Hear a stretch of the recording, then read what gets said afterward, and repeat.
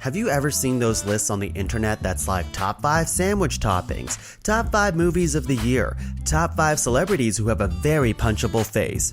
You know what I'm talking about. The point is, all these lists drive us crazy because we have no idea who made them and how they even narrowed down their top 5 list. That's where my podcast comes in. My name is Tung La, and I am the host of Ranked, top 5 lists of stuff that don't matter. In every episode, with the help of a motley crew of self-proclaimed experts, we debate, battle, and work together, showing you the entire process of how we got there, to create a top 5 list of any and every topic we can think of, like top 5 brunch menu items, top 5 fictional dogs, top 5 90s songs, top 5 Steves? The list goes on, and we will not rest till we rank basically everything. So join us every second Thursday in the Pod Cavern for Ranked, top 5 lists of stuff that don't matter. Top 5, top 5, top 5.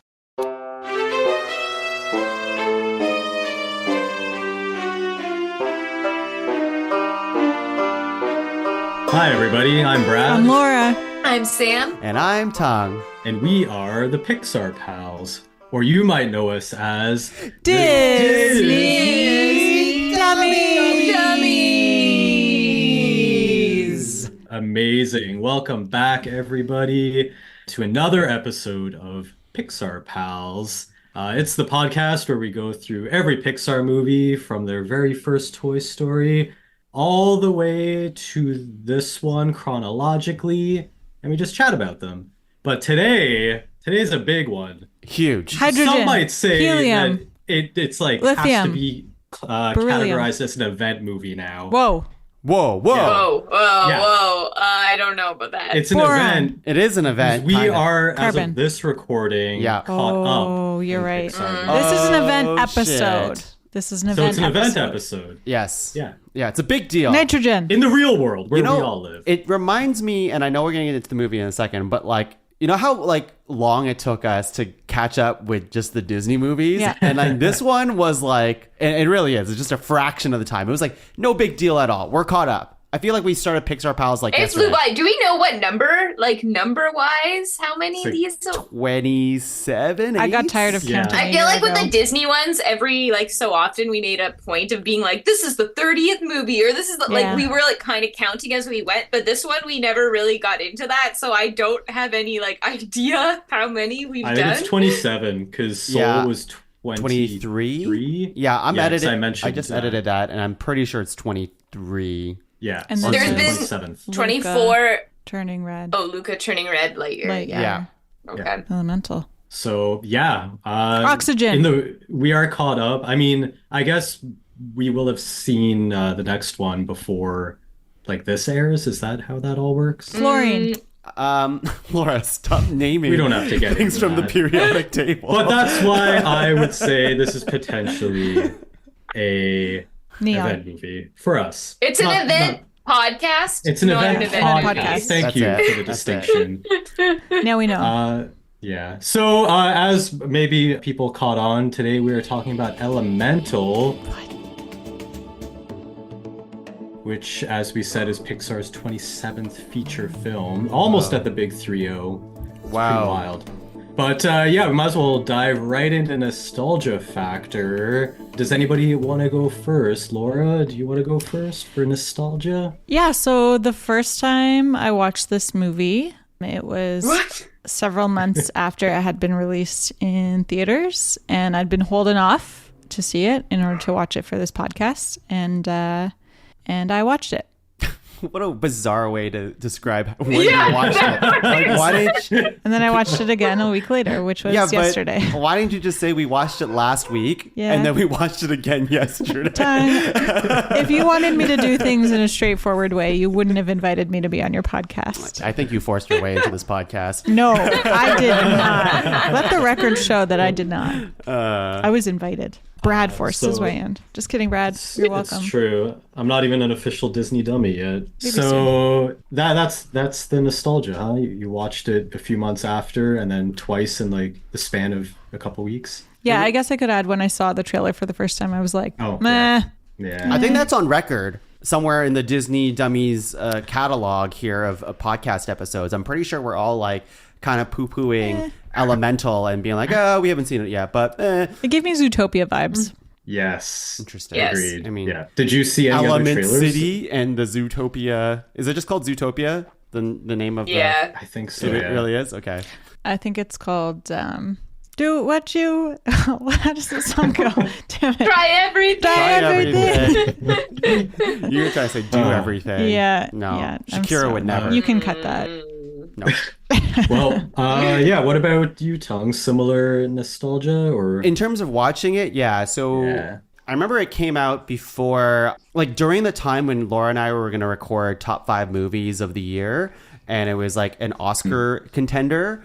And we were going to watch it for that. But we're like, no, we got to be pure because the dummies basically made like a unspoken pact with one another to like all save it for this cast. But Laura wanted to watch it last week because she didn't want the first time to be a note-taking time, which is fair. We have the technology to watch it a second time. And I was like, you know what? That's good because I would like to watch this movie as just a fan of Pixar and not have to put on my critic hat and start writing notes. Not that I write anything too It's critical. a really silly hat. Yeah. Not that I put anything too critical in my notes. It's usually like who fucks is the first note always.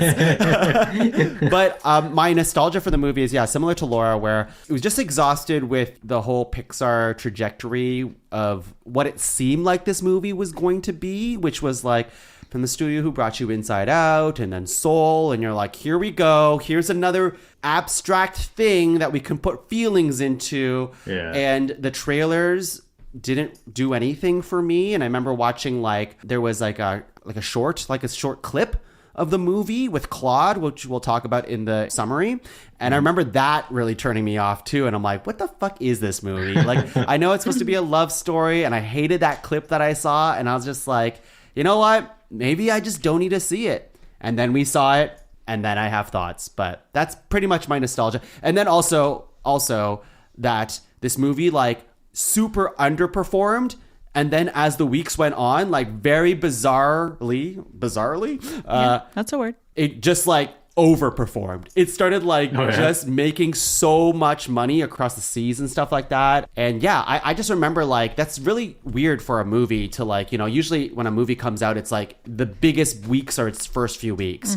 But this was the opposite where it was it started with a whimper and then it ended on a huge note and people just kept watching this movie. So that is what piqued my curiosity with this movie. Yeah, I was just gonna jump on that because I feel like I remember me and Tongue sending screenshots back and forth, being like, "What the fuck is happening?" Yeah. Because it was Elemental tops Lion King for box office sales, and we were both just like, "What the fuck? What is Exactly, going on?" right? Is that inflation adjusted?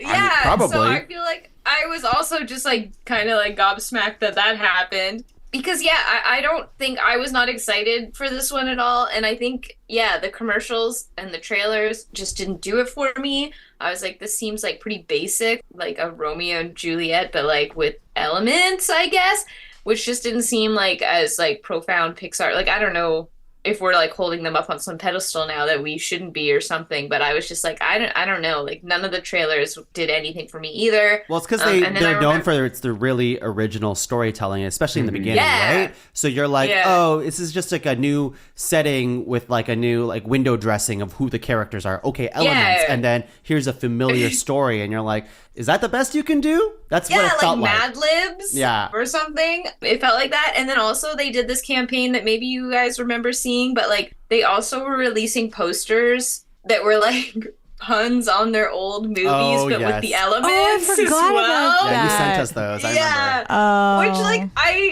I don't inherently hate. I'm always down for a pun or whatever, but it just felt I was what is this movie trying to do? What are you advertising? It's always weird when a movie kind of is showing their catalog of other things. I feel like we talk about on the Wish podcast how they're leaning into their other movies, and then this movie is leaning into Pixar's other movies, and it's do you think that's going to lure us in to see this more, maybe? I don't know, but it was just I don't know. I was just I already didn't care about this, and that made me care about it somehow less. I feel when I saw those posters. So, yeah, didn't watch it. Then I heard some people who were talking about it and say things, and we'll get in later, and whatever. I was like not in a rush to like watch this, so like I was fine to wait for this podcast, and now here we are. So Yeah, I mean, I don't really have much else to add. I feel like the three of you pretty much hit my nostalgia as well. All I'd seen was that one teaser trailer where she's got like the hoodie and gets onto the train and then like bumps into a couple characters or something. So I hadn't seen anything more than that. But yeah, much like you said, Laura, based off of that one little thing, I was like, this is like Pixar's Zootopia. Like it feels the same to me. And yeah, it didn't really feel like we discussed, I think in Turning Red it was, where I was saying that like Luca and Turning Red felt like Pixar was going back a little bit to like being more creative and cartoony in the sense of their storytelling versus stuff like Soul and Lightyear and stuff where it was like a lot more grounded stories. So that seemed a little disappointing. I mean, obviously we'll get into it later on what I actually ended up thinking about it, but that was really just like my take on the teaser trailer, which sounds like all of us were pretty much on the same page for it. But yeah, so that's all I got for that. Laura, would you like to take it away with the summary? Yeah, I can do that. Allow me to summarize. Is this a new intro, or did we see it for Lightyear as well? When I don't know, but my only note was wee this logo fox. Yeah. Wow. It's a great intro. Very first Wii U of the episode. I think it's new. I think it's new because I think it's for the centennial. They might have. I wondered if they had it for Wish. Yeah, maybe? that would make sense. Oh, Why yeah. it's not For immediately Wish. familiar. It looks But it was good. it was like a short film. Look good. Yeah, Look good. I feel like it was for their centennial year because, like, as Yes, Wish it was. was to Disney, this is to Pixar. Like, it's the 100-year. I mean, not that Pixar's been around for 100 years, but they're kind of tied in for the logo anyway. Yeah. Thinking That of Disney logo was crazy though. And then Yeah. Pixar's came up and I was like, Pixar. the same. With their cute little lamp going along. Meanwhile, Disney was just like bombastic. It is funny to think how far we've come from the blue do do do do do do do do do Yeah. do. Oh, and listeners The- at home, we Yeah. haven't talked about it because you're talking about old school Disney and the blue. Yeah. You specifically said the blue. Yeah, but and that's they a different fucking blue also. changed it to teal Yeah. on the Disney Plus. When I It sent looks it to my bad. sister, who is a graphic designer, she was like, "Why the fuck would they do this?" And I was like, "I agree. This is so fucking dumb." But anyways, listeners at home, if you have Disney Plus, the logo is uninspired and dead now. So, At least, so when they first announced it, though, it was a solid color, and at least it's a color gradient now. Like is the it? day, Or, you the know, day is it- later. It's still the teal though. Yeah, it's still the teal. It's still the Yeah. teal, and the Maybe it's arch. a temporary thing. The arch is still like solid The red arch as is well. Yeah, just a solid bar. white. Yeah, no it's just a gradient. bar. It's brutal. They've Anyways. killed any whimsy. Anyways, It looks like sorry, a work in Laura. progress. Yeah, Continue. take it away. We'll cover that on the next podcast. Disney designers. That's good. Yeah, thank you. All right. So, like many a movie before it, we open on water and we see a flame in the distance. That's not like many a movie before it, just the water bit. And then we see that this flame is on a boat. And then we see that this flame is actually two characters on a boat who are approaching a big, impressive city. And these two flaming ball characters disembark from the boat, and you can see that they're cautious, but there's a little bit of excitement there. And we kind of look around and see this whole world established. And this world is made of land people and water people and cloud people. And they are two little fire people in this big wide world. There's a sign that says, "Welcome to Element City," in this big hall that we kind of realize is like immigration, basically, that they have to pass through. And there's these posters up that mark the first 3 waves of immigration to Element City. And those are for, the land people, the water people, the cloud people. There's no immigration wave for the fire people yet. And as they pass through customs, these 2 fire people are asked their names, and they respond in Firish, which does not translate to English, which is what the customs officer speaks. And so the custom officer names them Bernie and Cinder, because fire burns into cinders. I don't know if anyone else picked that up. What? It wasn't. It was, yeah.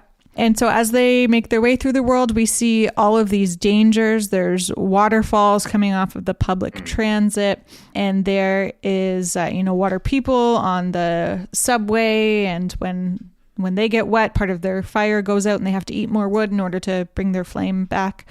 And there's also a lot of aggression. So one of the fire people bumps into someone on the train and the person goes, "Watch it, Sparky."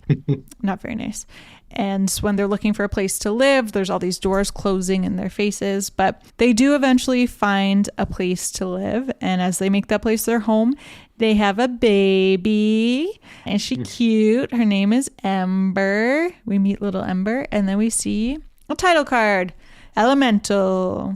And then we see Ember starting to grow up a little bit. And we learn about this blue flame that the flame people, well, I guess Bernie and Cinder had brought with them from their homeland, and how this blue flame, Ember's father explains to her how this blue flame holds their traditions. And so as we learn about that, and as Ember grows up, they turn part of their home into a shop that's called the Fireplace. And one thing that we hear over and over again from Ashva, which is Bernie, what Ember calls Bernie, I guess it means dad in Firish, is the shop will one day be Ember's when you are ready. When you are ready, he always says. And then on one very exciting day, Ember is finally given the chance to serve a customer, which is very big for her. But this customer is a doozy. He sees a sign that says buy one, get one free. And so he says, okay, I want the free one. It's not how that works. We all know that's not how that works, but he insists that's how that works. Stupid customer. We're a stupid customer. So Ember blows her lid. It doesn't end well, but she tries again with another customer. And once again, customer is not intelligent. And once again, Ember explodes. And so Ashva talks Ember down, but we can see that Ashva is getting older. He has a harder time making like their custom signature snack from their homeland, while Ember gets faster and faster at making it. So is that like a nut? Like a block? I think I took it as like a piece of coal or yeah, that charcoal. has like crushed into a snack. They crush like a big log into like a smaller thing. I thought they were like compressing the log. Yeah, kind exactly. of like how so like they're compressing lighting the log on fire and compressing it into they call it a block nut or something. like a It's like a gobstopper. Maybe. Yeah, it's a nice little flaming snack. So we can see that Ashva's getting older, and Ember will need to take over the shop soon. And we also see the community that Ember's family has built through the shop. They have their regular customers, and it's just really like a really warm, cozy, community-oriented space. And Ember's mother, Cinder, also works there. So she does love readings back in kind of, I think they call it the hearth of the building. So she basically like has two people light a candle and then looks at and smells them and looks at the flames and decides whether they're meant to be in love forever and ever and ever. A bizarre combo for a family business to have like part convenience store, but also fortune telling. A little bit of this. On the side. A little bit of this, a little bit of that. And because Ember is so eager to prove herself and that she can take over the shop, she takes the initiative to go off and do deliveries and says she's going to beat her dad's best over time. And as she heads outside, we meet this little kind of useless character named Claude. Sorry, Claude. Which is like Claude. smooth, Hot take. My queen. Claude, my queen. Who's like this smooth talking young land person who wants Ember to go on a date with him. And like, so the area that Ember and her family live in is mostly fire people. So it's like rare to see someone who's not fire person in the neighborhood. So it's Claude's like someone else within the massive fire people who are always around the shop. And Ember's turning him down because fire people are supposed to be with fire people, and also because Claude's basically a child. This is the clip that I was talking about. Like, this is what it didn't show well, because I can't remember if Sam sent me this clip. Anyways, it doesn't matter. I just remember this clip was just like, this is bizarre. Like, first of all, they lay on the elements don't mix theme very thick in this movie, which, you know, we get it. It makes sense, but they say it a lot in this movie. But then you got this kid, and it just feels kind of weird, the dynamic between like this child who is going through puberty. We can tell. Oh, because he's growing armpit flowers. Flowers all the time. So he's getting a little horned up that he wants, and he wants this fire person. I don't know. The whole thing came off a little bit just creepier than I'm sure they intended it to be. What did you guys think about that? Yeah, it was definitely, I know exactly what you mean. I still liked the kid. His little bit cracked me up every time. But yeah, that whole dynamic was very cringy, odd. I don't know. I didn't really give him much thought. Either. He was just kind of like, to me, it's like the kid in Incredibles who's on the bike watching, and he's just out there. You're such a non. Yeah. Like, you're just kind of there to react to things, and I didn't even consider, like, obviously he's popping flowers out his armpits, but I didn't even consider his age because I didn't consider him enough to care about it. I will say, and we'll get into it, I did think he would have been a bigger character in the movie. They're like, okay, who's this guy? But anyways, as we'll soon see, he's really, he's much more like the bike character in Incredibles. It basically reminded me of like when like Bart has the crush on his babysitter or something like that. Mm-hmm. But for some reason, it was just a little bit weirder in this movie. Maybe because he was like so aggressive about it or something. I don't know. It was weird. So as Ember goes out to do the deliveries, one of the things she mentions is that this city wasn't built with fire people in mind. There's lots of dangers to them, and it's harder for them to get around. But I'll tell you what, the city sure does look good, and we get some cool imagery of her going and completing the deliveries, which of course she does in record time, and she returns to the shop to find her dad asleep on the counter, and he was in the midst of preparing for the red dot sale, which is a very big deal for the shop. Ashva is impressed by Ember's hard work, and he gives her a very big challenge, and that is to open the shop by herself the next morning. Wow, responsibility, exciting. So we flash forward, and Ember is preparing the shop, and she goes to open the doors, and there is a huge crowd of people who rush in for the red dot sale. Lots of good examples here of how dumb customers are, just breaking stuff all over the place, asking annoying questions. That's fine. So the Ember, one guy that took all the red dots off of the stuff and like brought them to her. He was like, well, I found all these dots. So Ember, like many customer service staff, is trying to control her anger. And so in order to do so, she runs down to the basement and she explodes there. But in doing so, she accidentally busts a pipe, which lets water in. And of course, as a fire person, water equals danger. So she has to act quickly to fix things. And she manages to close up the pipe, but the basement is flooded. And along with the water that's made its way in, a water person has also made his way in. He was searching for a leak and got sucked in and somehow ended up in her basement. And it turns out he's a city inspector, and he notices that the pipes are not up to code. And in the midst of writing her a ticket, he learns that Ember's father did all of the plumbing himself without permits. And so he might even have to shut this place down. And so obviously Ember's freaking out. This is the first day she's been given this big responsibility, and she's ruining it for her family. So when this water guy, I don't know when they actually say his name, but his name is Wade, because you wade water. I'm going to go ahead and say it. I'm gonna say You're going to say it? I think, Sam, go ahead. Oh, I was gonna wee you. I was gonna wee you him as well. Wee. Listen. Maybe not in your traditional ways of like this, like the the hot guy suaveness that we've seen in other movies, but like, he's such a good guy. Yeah, and he's such a positive male role model. Good guy, folks. He's a good guy. He's such a good guy. I mean, yeah, he cries a lot in this movie. A lot. But he's made of water. Man, like this, there's a lot of like positive male role model stuff going on with Wade. And he's just a sweet guy. And I just like the way he talks with his family and Ember in the movie. And I just like him a lot. Yeah. He's like not aggressive. I don't. He's the opposite of Claude. I like Wade. But he also is not like a pushover too. Like he. That's what it seems like he would be. I think he's like romantic. Yeah, it's supposed to be a rom-com, and I feel like they do it right with him anyway. I'm like, I'd buy this. Like, I'm buying into this. Me too. And I think like throughout the movie, you'll see that like, on the surface, he seems like a pushover. Like the first time you meet him, he's like crying the entire time he's writing the ticket. But as you'll see later in the movie, he like roots people on. He like stands up for what he believes in. He believes in people who don't believe in themselves. And Just a great guy all And around. like he's not a bit, yeah. He like still comes around to like ask her out and stuff. Like he, as much as he's like a crybaby, he's also like, yeah, but I'm like still. He knows like, what he gonna wants. He's got moves. Like yeah. I'm like okay, you're like complex. Wade Fox. There you go. All right. Well, You're here. Ember certainly thinks there's something about him because as he runs out of the basement, she chases him. And what she doesn't see, but we see as the audience, is that the basement is continuing to flood behind her. Ember then sees Wade hop on the train, and so she hops on behind him and chases him down through the train and all the way to City Hall.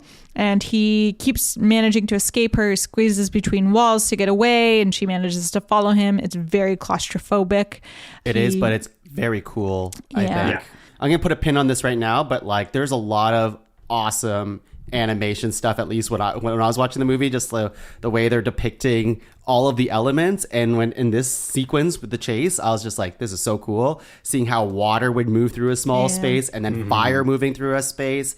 And then when later we're about to get to when Ember's trying to stop Wade from like getting inside the building, I'm like, this is creative, it's nice, it's cool. Yeah. Yep. She puts up this big wall of fire to prevent him from getting into City Hall, but he just leaks past her through some grates into the building where he works. Plastic water. And so as he enters and she is outside, she continues to beg him for mercy. And then as he hears more of her story, he really sympathizes, but he's already sent the tickets up. So he then says, but like, let's go argue them. And he takes her to plead her case, and they end up in the office of someone named Fern Grouchwood, who has received the ticket. And as Wade explains the situation, Ember once again loses her cool, blows up Fern's entire office, and Fern is a land person, so he's pretty dried up. He's lost all of his leaves now.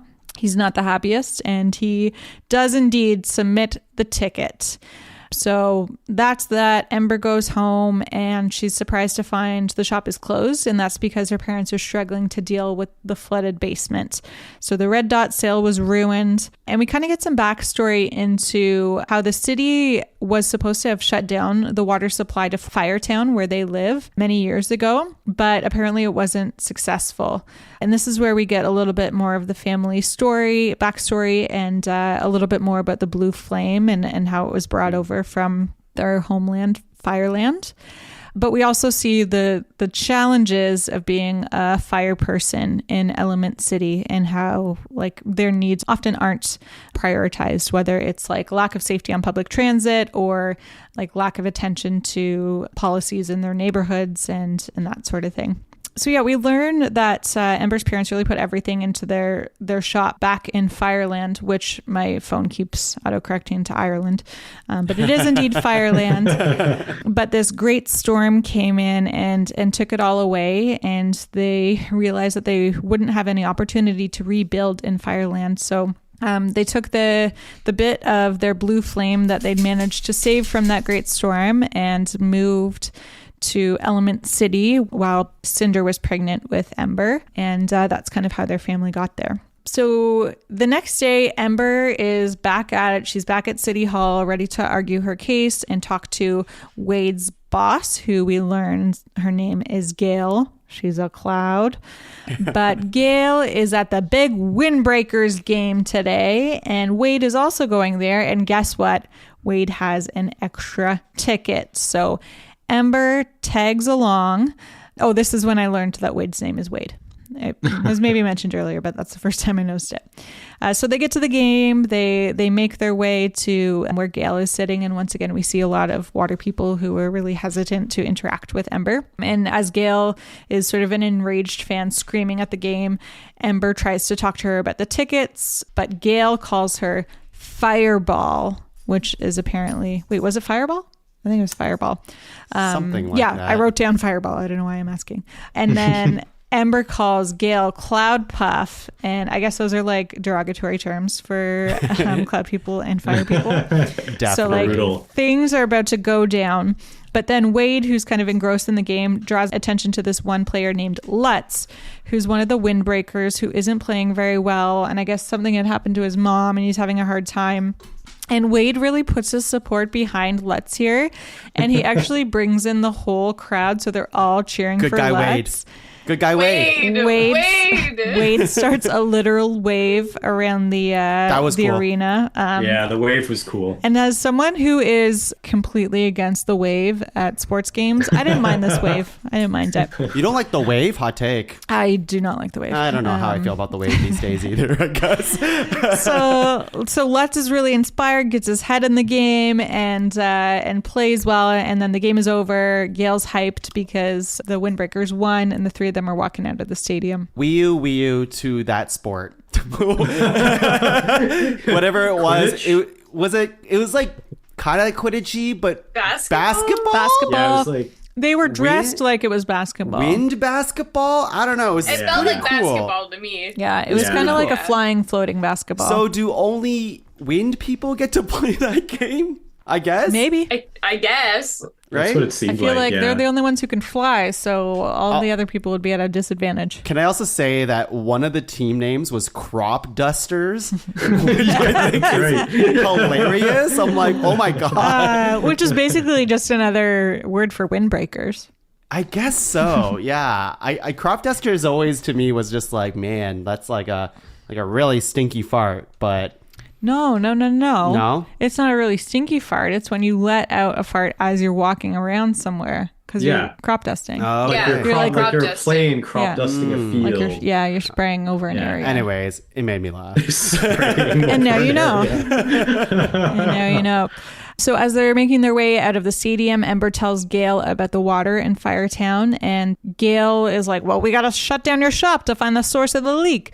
But Wade comes up with a different solution, and that is to find the source of the leak based on where he was pulled into the pipes. So Gale gives them until Friday to find the leak and fix it. What day is today? We don't know. Wade and Ember then go back to the shop and discover... Gale also does go, you guys are lucky you're such a cute couple. Oh, yeah, and she then does. They're all like, ooh, Well, we're not.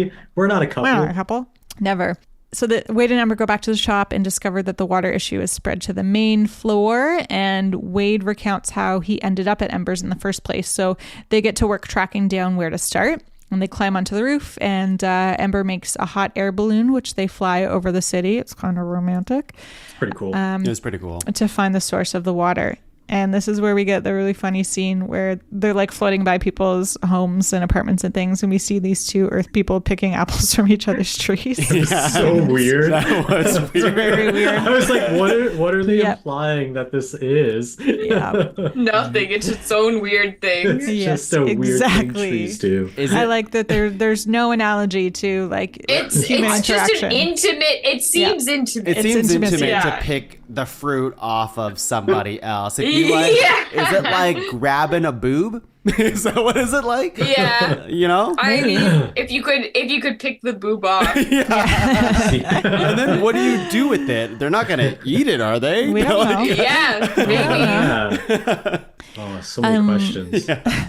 So as they're floating above the city, Ember tells Wade about this fire-ish concept called Tishok. I think that's how you say it. Yeah. Which means embrace the light while it burns because it won't always last forever. And I got to say, that is a really efficient way to say that. 2 syllables. Yeah. Tishok. All those words. And so as they're flying, they spot this one building down on the ground, and Ember gets sort of blue, metaphorically. Literally, she's still red.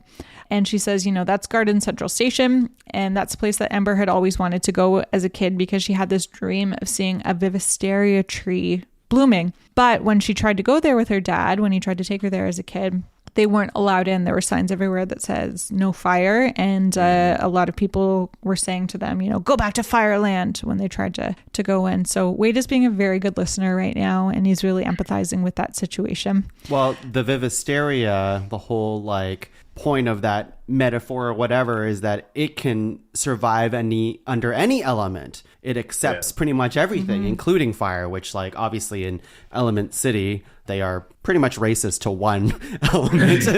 So the Vivisteria is not, which is why it's important. Yeah. Does it fuck? The Vivisteria. Vivisteria? Well, we haven't seen one yet. We don't know. We haven't know. It sounds like it would. So this is when Wade spots the source of the leak, and it's sort of this basin that has a fence holding these two walls together, but there should have been like a solid wall there to keep the water in the basin. And so we see this boat go by, and it dumps more water into this basin, which then floods into the canal leading to Firetown. So Ember and Wade just come up with a solution. They see all these sandbags, and they work together to place them at the source of the leak, which prevents water from coming through until Wade can get a city crew to fix it properly by Friday.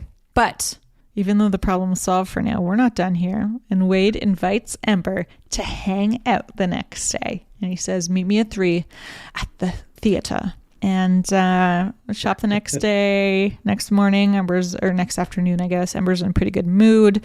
And her mom's like, what's that smell? And if you remember anything about Ember's mom, it's that she can smell love. So What a talent. that's I know, very seriously. interesting. And the clock flips to 3, and Ember rushes out of the shop to do deliveries. I put that in quotation marks because she's going to meet up with Wade. And they go on a very cute date. They go to a movie. Called? I don't know what the movie's called. Isn't it like Tide and Prejudice? Yeah. Which I thought was I missed that.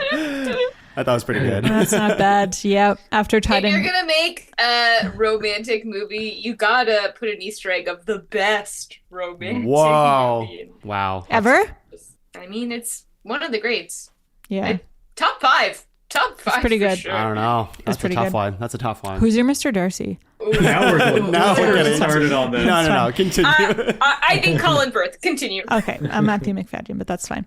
That's fair. That's fair. So after Tide and Prejudice, they go and take photos in a photo booth. They go up to a viewpoint, and there's some cute music playing. And then we see Ember interacting with customers back at the shop. She's learning to control her temper, and we also see Mom smelling something. And then on another date, we see some of the challenges of Ember and Wade dating. So like they sit down in this park and they order drinks, and like Wade can drink, but obviously Ember can't because she evaporates liquids.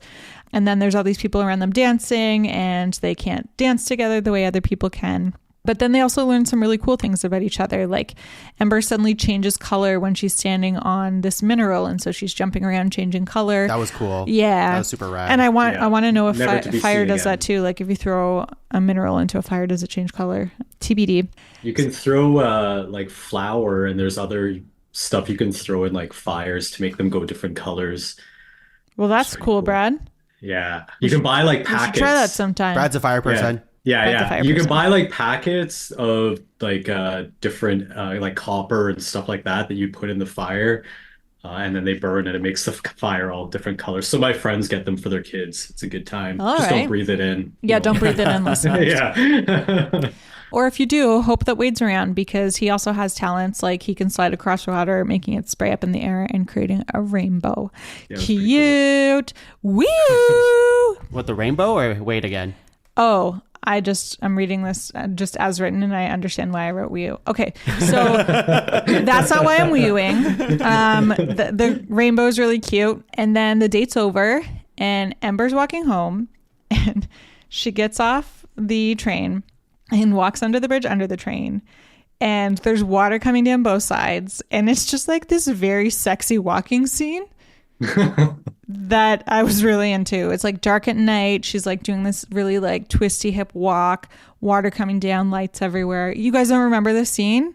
I She remember it. does. I remember She it. does. It's like Yeah. a curtain of water on Exactly. either It's side. so cool. Anyways, I She weird sees that the scene. beauty in water finally. Exactly. And then when she gets back to the shop, troubles are continuing there. So yeah, Sexy Walk can't fix anything.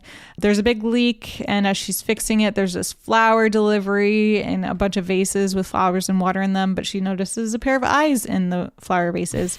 And in fact, it is Wade. So he... I think that's hilarious. The way Yeah, he's just it's in pretty separate good. vases and then just pours it on himself to grow. That's so funny. So he emerges from the vases, and he's there to tell her that the sandbags didn't hold, and the city crew is not willing to help because of some bad blood between them and Wade. And at this point, Ashva has the incredible timing of coming downstairs and discovering Wade. But Ember convinces him that Wade, no. He's not here to inspect the leak. He's a food inspector. Why do you think all water people look the same, Dad? And so he's like, well, if you're a food inspector, come inspect my food. And he force feeds Wade a bunch of like burning hot food. And Wade is very clearly in pain. And this is a very endearing scene because like he's inhaling this food just to like impress the father of the girl that he likes, even though the father doesn't know that he likes his daughter. He thinks he's just a food inspector. But then he makes the mistake of saying, after the heat dies down, that's really good. And pours a little water in with the food and says it's really tasty if you water it down a little. And so this is when Ashwa is like, absolutely not, get the hell out of my shop. I never want to see your face again. Takes his photo, posted under the panned wall.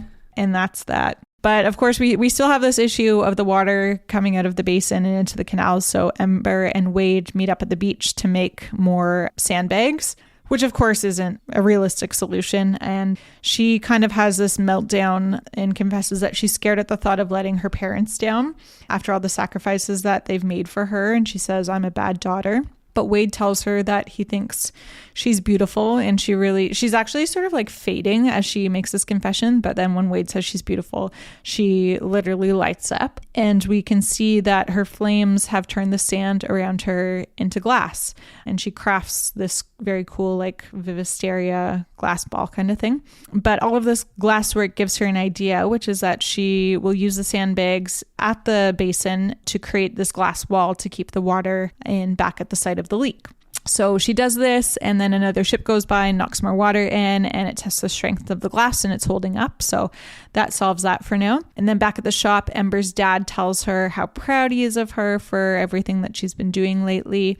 And as Ember heads out to meet Wade, once again, she's constantly sneaking out to meet him. Her mother follows her.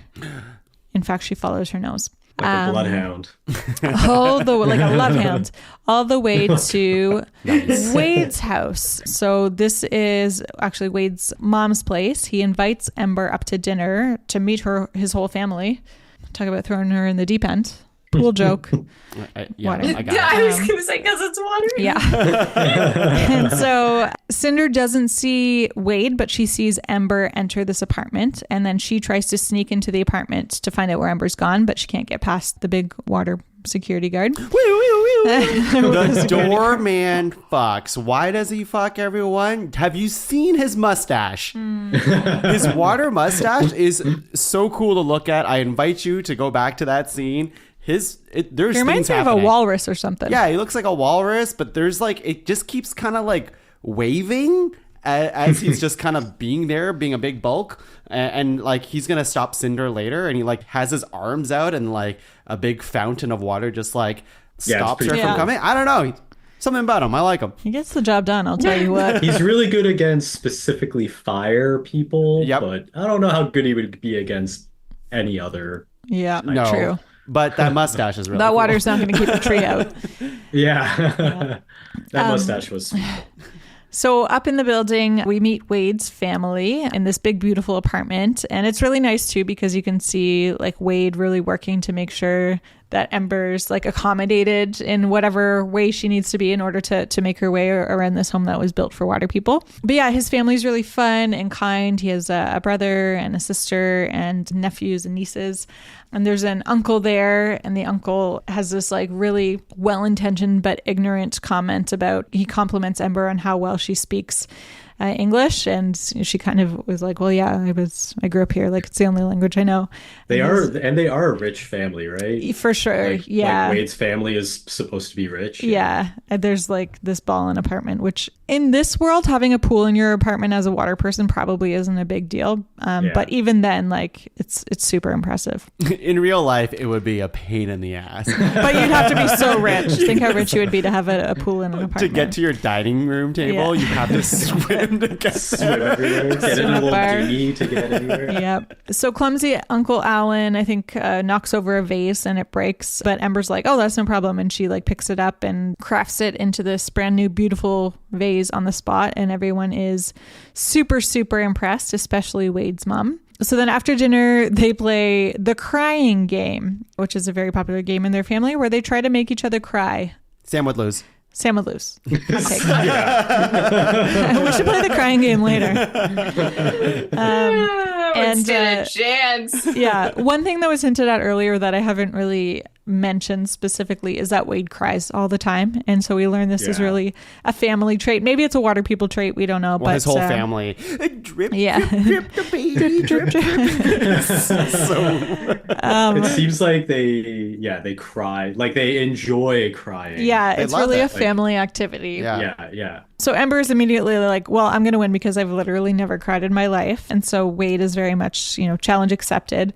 And he tries to make her cry by referencing a butterfly getting squished on a windshield, a lost summer love. None of that works. Sorry, a burp. I had a burp stuck in my throat. I thought you were getting choked up. Imagine.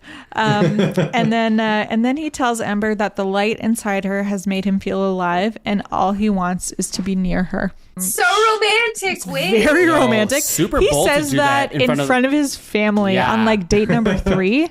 And no one judges him. It's really nice. Well, you get the sense that he's been talking. Well, she even says that his mom basically is he wouldn't stop he doesn't stop talking about you. So very clearly open with his family about his dating life. It's very sweet. Yes. It's so cute.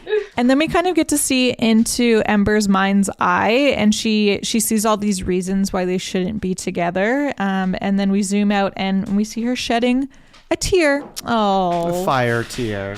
So as Ember's saying goodbye to everyone, Wade's mom, whose name is Mrs. Ripple, Wade Ripple, mentions that she put in a good word for Ember with her friend who's a professional glassmaker, and mentioned that Ember could really make a career for herself in that art if she was interested. And that's kind of like overwhelming to Ember. And then outside, Ember's mom has finally given up on trying to get past the building attendant. And then separately, we see Ember sharing with Wade that she's like actually really upset about this glassmaking opportunity. She's having a hard time understanding her own feelings about it, but she's losing her temper. So she just hops on this bike and takes off, and Wade hops on the back. And as they're speeding off, Mom spots them, and she sees Wade this time, so she knows that Ember is with a water person. Whoa. Uh-oh. And as she's speeding away, Ember realizes that she doesn't actually want to run the shop, but feels like she needs to make whatever sacrifices she has to in her life in order to repay the sacrifice of her parents. So as this is happening, the mom spots Ember and Wade and runs up to Ember that she stinks of love. But of course, fire and water cannot be together, and she will prove it. So she brings Ember and Wade into the shop, into her hearth, where she splashes water on them and then invites them to light candles. And then she's like, well, Wade can't light a candle, so obviously you're not meant to be together. But then Wade steps in front of Ember so that her light is projecting through him, and then focuses that light on the wick of the candle in order to light it. And It's pretty clever. light it does. And smoke comes up, and Ember's mother sniffs deeply. It's love. But we don't know that yet because Yeah. they have to rush out because Dad woke up and has come downstairs. I was going to say, it is a clever thing that Wade does. Pretty thinking on his feet. The only thing that was just kind of silly to me was that he had to basically flash the mother. It was up his shirt. He lifts lifted up his shirt entirely up. Yep. Just kind of silly. So I was trying to imagine that in real life. I'm like, wow, that is a bold thing. Anyway, that was funny. Wade will do anything for love. Yes, true. he will. Including run out of the shop, which is exactly what he does. And because Ashva is coming downstairs and he's all excited, he shares with Cinder and Ember that in 2 days he's going to retire. So they'll throw a grand reopening to tell everyone that Ember is taking over. And this is where we hear the story of the Bakso, I think is what it's called, or the Big Bow. And we learn how when Bernie / Ashva and Cinder left Fireland, Bernie knew that it was probably the last time that he was going to see his father, and he gave this big bow, which is sort of a gesture of respect and gratitude to his father, but his father didn't give it back, and that was really heartbreaking for him. His father believed that by leaving Fireland they would forget who they were, but of course Bernie and Cinder have been working so hard to maintain their culture and stay connected to Fireland and other people from Fireland in their lives. And it's quite sad that his father didn't return that kind of respect or belief to him. But he wants Ember to know that as his daughter, she has his blessing every day. So he gifts her a sign that says Ember's Fireplace, because the store is going to become hers. And that's very moving. And based on the feelings that we know Ember's been having, must be very complicated for her. So the next morning, we see water flooding into the basin that we thought that Wade and Ember had repaired, but the glass begins to crack and we can anticipate that it's going to break. So Ember goes to Wade's because she wants to give him that glass flower, the glass ball that had the Vivisteria in it that she'd made, but as a way of kind of saying goodbye. But Wade instead is like, let me show you something. So they go to that garden building that Ember had referenced earlier, where Gail's waiting. And Gail very helpfully makes this big air bubble in the flooded tunnel so that Ember can go into this air bubble and go through the water to see the Vivisteria. That was pretty cool too. The way she Very blows cool. into it. I thought pretty neat. Unrealistic, but very cool. Yeah. How do you just, it's fine. What do you mean? There's no like membrane to keep the water out. What do you mean? Anyways, so Wade takes Ember within this air bubble through the tunnel to the Vivisteria tree, where we see these flowers blooming in reaction to her light. It's very beautiful.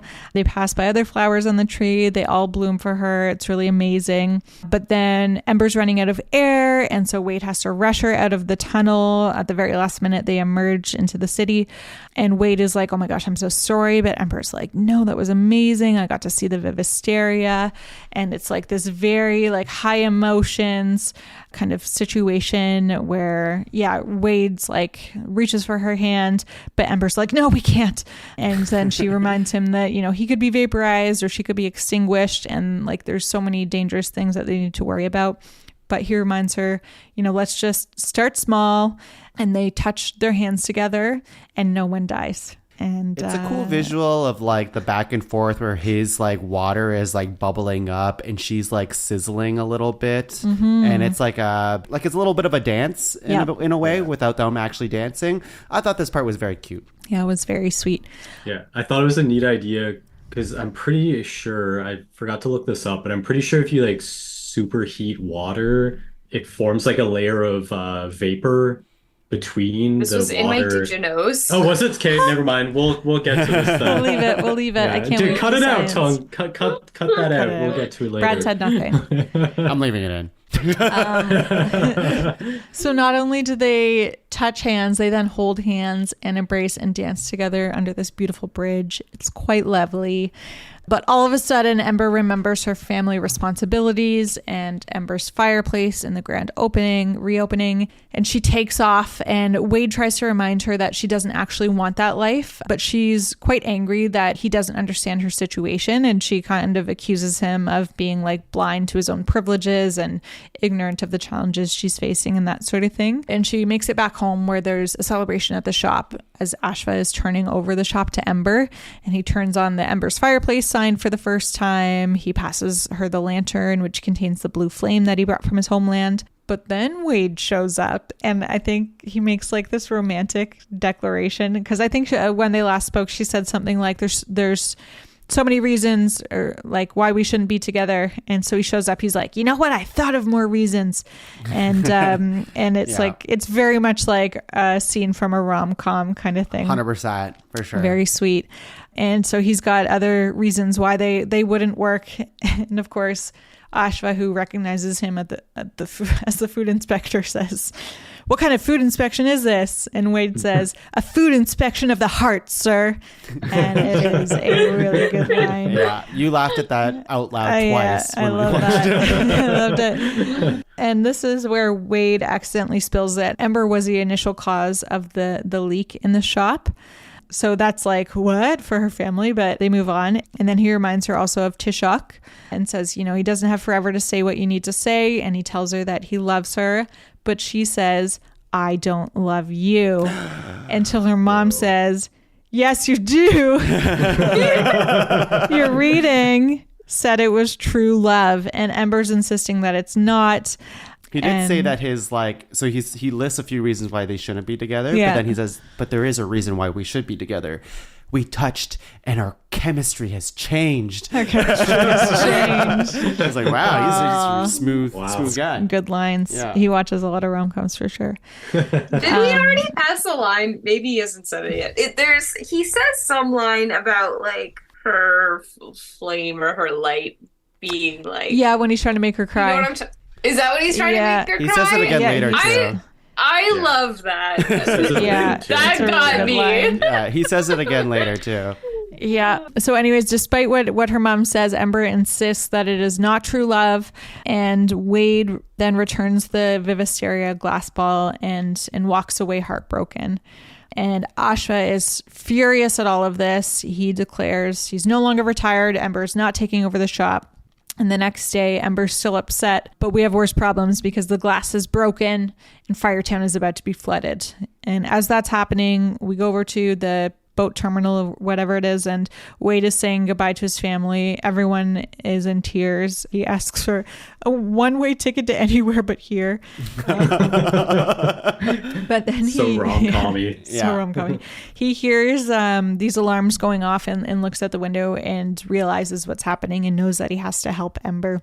So my phone, not Freetown, Firetown is flooding. Ember makes it to her parents to ensure they're okay, and they're kind of on this floating, I don't know, piano or something. But then she's like, okay, my parents are all right, but the blue flame is in danger. So she makes it into the shop, but she can't keep the water out. And then Wade comes in through the keyhole to help her, and he holds back the water, and Ember builds this glass case around the flame to try to keep it safe. But the water floods in and they're not able to stop it. And Wade is like, we have to get out of here. This is so dangerous. And the glass breaks, and Ember gets knocked into the hearth, her mom's room, and there's no way to get out of there. And she manages to kind of seal it up so that and Wade makes his way into the room as well, trying to protect the blue flame. To protect the blue flame. So they're in this room together, and Ember manages to seal it up to prevent more water from getting in. But because it is sealed, it's getting hotter and hotter, and it's too hot for Wade.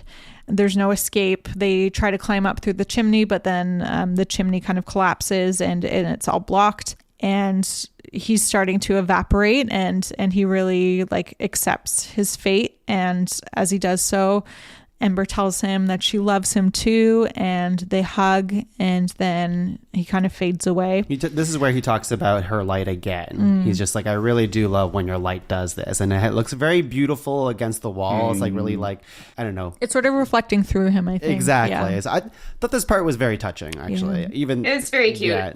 Did you cry, Sam? It feels like Frosty the Snowman. Oh, yeah. Melting. Extreme. That's True.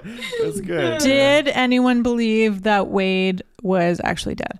No, but I did feel it in this moment of I was just like, this is well done, because it's he's literally evaporating, and he's just he doesn't give a fuck because he's in love, and I think that's just sweet. and whether or not he comes back, she still had to be locked in there and witness the guy she loves evaporate, literally fades away. Traumatizing. That is awful.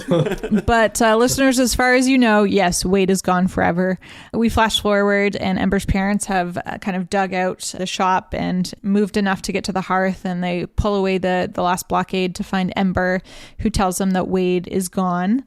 And at this point, she kind of puts everything on the table and confesses she doesn't want to run the shop. She feels awful to let them down because the shop was their dream. But then Ashra reminds her that the shop was never the dream that she was. Sam? It's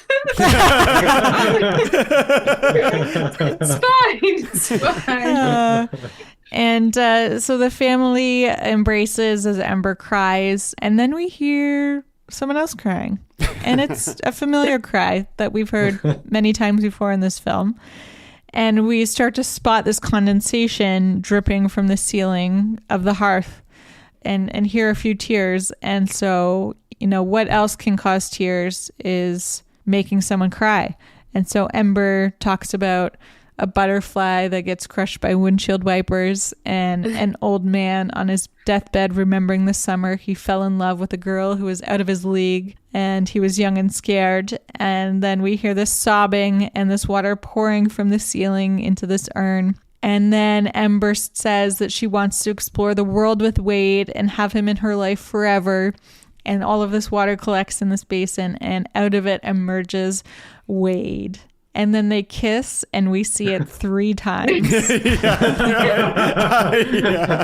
Not 3 angles of one kiss. We see one kiss 3 times. Incroyable. And the dad says he's no longer panned. He's no longer panned from the shop. Yeah. Panned.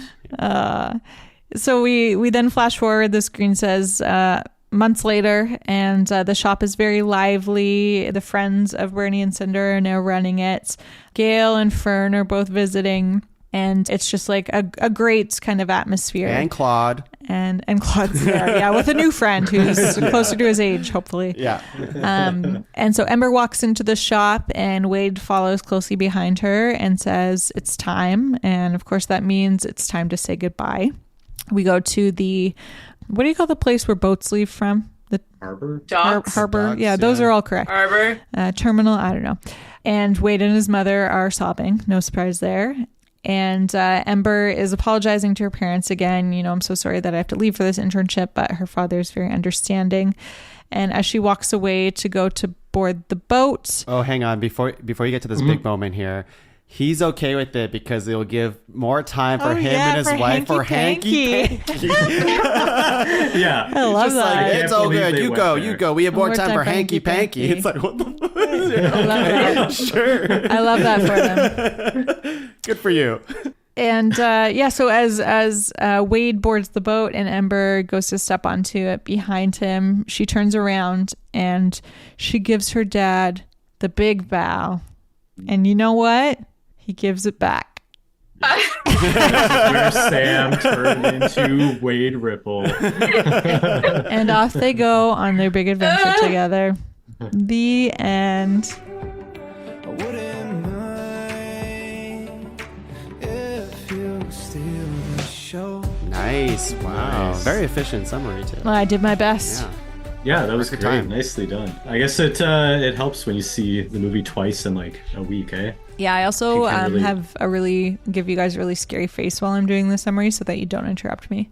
It worked. It's true. The last few times we've been doing a lot of interrupting. You did great. Laura's just so good at summarizing it that we just want to keep listening. That's Stop all it. That's all. Stop it is. it. It's true. Captivated. It's Not true. like the way we do it, where I'm like, what did I write here? Fuck. I would have been like sobbing for 10 minutes trying to get that last part out. Have you heard Sam's Lightyear summary?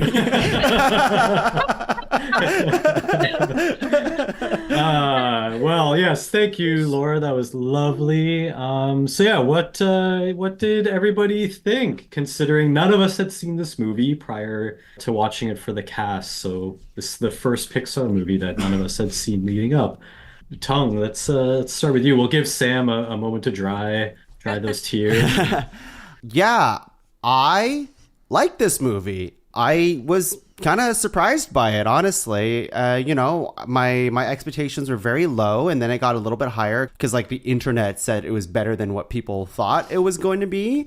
So I kind of like went in from, let's say, low medium expectations, and then I guess I was just in a mood for like a love story, honestly, and it was a fun rom-com. And is it breaking any like story ground? I don't think so, but it does tell its story well, like it's familiar, but it tells it well. And what goes on top of it that I think elevates the entire movie is I think the whole spectacle and just kind of dazzling animation that's happening throughout the entire movie helps it a lot. Like there was so many times in this movie that I was just so impressed with the tech that's going on. But not even just that, just the imagination of how the interworkings of Element City works, at the beginning of the movie where like there's like a blimp and all the cloud people leave the blimp and it starts deflating and then a new group of people go into the blimp and then it starts rising again. Like that stuff to me is very smart. Yeah. And throughout the entire movie, they have stuff like that too. And I really liked when Ember gets mad, she's a purple flame. When she gets sad, she's like a very dim lit flame. They do a lot with its visual storytelling through the movement of Wade and Ember that I think is just very effective. What else did I think about? Like, you know, this movie was made by like an Asian director, and I think you might get into this in source material, but it's a personal story in a way for him as well. So talking about his parents and like his parents, you know, Brad will get into it in just a little bit, but like those parts, like we've seen that kind of in other movies before, and I really resonate with that type of stuff too, being an Asian myself. But like Turning Red had some of that in there, and in this movie they don't lay it on too thick for those moments of it, because in the end of the day it's still a love story. But there's moments in the movie that I was just like, I relate to this, like Ember's whole like, oh well, I gotta like sacrifice my dream because that's what my parents did, and she feels very stuck because of her culture, and there's a lot of like cultural stuff going on. The things that I didn't like was just like how many times they had to remind us that like elements don't mix, and like and like they say that so many times, or like what I wrote it down here, not all water looks alike. Like I love that. I'm like, okay. Yeah, it's a little on the nose. It's a little on I the read nose. one review where it was like, if you were watching this movie but also cooking in the kitchen, they like had to tell you this that many times just as a like, like, so you don't miss it. Like, we get it. So like, Yeah. I think they laid that stuff a little too thick, but like ultimately I really did enjoy it. And like, I also enjoyed the music too in the movie. I thought there was some, at first when we were listening to it, I'm like, oh, this sounds like a little poppy. Like I was immediately thinking of things like a Wreck-It Ralph 2 type of situation. But then as I was listening to it closer, I'm like, no. There's actually like a lot of cool influence in this, the composition and the music that like feels like it borrows from like different cultures, the way that like there are different elements in this movie. So I was just like, no, I do like the music in this movie. So I thought that was good too. Yeah, I think overall, it surprised me. I really came in thinking I wouldn't enjoy this movie, but we've seen it twice. And both times I came away being like, that was pleasant, especially coming off of Lightyear. You know what I mean? Like, it was just like, and there was some emotional stuff that was like, oh yeah, I feel it. I feel a little bit. Wade's just he's just a nice dude. And I really like him. And Ember's a good protagonist too, I think too. I think that's all I got. Yeah. Okay. Sam, what about you? What'd you think? Yeah, I feel like when my expectations are that low, like it wasn't take too much to like impress me, but at the same time, I feel like as we were getting closer to watching it, maybe it was because I don't know. At this point, so like we said in nostalgia, and I didn't want to like get too much into it, was like I wasn't looking forward to it. I didn't think it looked good, like all that stuff. But then as it came out and a few people I'd heard go see it, they were like, oh, it was actually good. Or like I had one person who was like, oh yeah, the trailers didn't do it justice, so it was good. And I was like, okay, like kind of piqued interest. And then I like heard it was doing so well, like that second wind worldwide, and I was like, all right, really weird. But so like in the back, and then I had started reading that there was like more of that like multicultural like Asian experience from the director and stuff, which they didn't really allude to in the trailer. Like they said the not mixing stuff, but that was more like in a Romeo and Juliet sense to me than in a like, you know, like that kind of experience. So I was like, oh, okay, so maybe this movie isn't just like Romeo and Juliet, maybe there's like more to it. So as all of these things were like changing piquing my interest a little more as we got closer to the film. So I don't think when we sat down to watch it, I was in the same like, I'm not gonna like this headspace. I think I was in a very neutral, like, I'm ready to like sit down and have a good time headspace. And I did have a good time. I agree, it doesn't do anything profound, but what it does well, like enjoyable. I would almost say, and I don't mean this in a bad way, that it feels like maybe more like DreamWorksy or something, where it's just like, yeah, it did this like story and it's cool and whatever. But I think for a rom-com, I think it works, and I think it's good in the sense that a good rom-com is good, where it's like not going to win you an Oscar for being a good rom-com, but it's fun, and it's like if that's what you're in the mood for, it's a good one to throw on then. So I had a fun time, and I would probably watch it again. I don't know if it's one that I'll like need to watch a million times, but I would watch it again because Wade's cute and I like him. It's not too thinky of a movie, though. That's why I think that it's not. the rewatchability of it is quite high compared to some others that are like maybe objectively better movies, but I'm like, but this one seems it's not comforting. as heavy, it's good. And again, like this minus the end, which did destroy me. So I was like doing fairly well the whole movie. I was like, yeah, I'm good. And then the end happened, and I was like, oh, Brad, just like don't even look at me. Like I was trying to like kind of like stop myself, but then I was like, I can't. I'm just gonna start sobbing, right? I was like, I have to start. I was like mad though about it. I feel like I like related to the fire character too. I was like, I'm fiery. I liked her a lot. I was like, oh, I get it. I understand. But yeah, so the end, I don't know, like family stuff like that gets me. So yeah. Nice. Well, Laura, what did you think of the movie? Yeah, I really liked it too. I wasn't paying as much attention to reviews or box office or anything like that, but I remember, I kind of remember Tung mentioning that like, oh, apparently it's really good. I liked it more the first watch than the second watch, probably because I was doing the summary on the second watch. So I'd give it another go. But yeah, a couple of things I appreciated. One of the things that I'm glad, like a trend that I'm glad we've seen in animated movies over the past like decade or two, is seeing like a lot less focus on the romance that we saw. And as much as I love, Little Mermaid and Beauty and the Beast and Aladdin and all those like stories that are grounded in this story of like boy falls in love with a girl or whatever it is, like that messed up all of us 90s kids. And it's nice to see like different themes coming across in more recent films, but at the same time, like it was fun to see like a rom-com. Like I don't know that we've ever seen an animated rom-com before. I know there might be more like in DreamWorks films, but I'm just not as familiar with those. Not since WALL-E. Maybe Hercules. WALL-E. What about?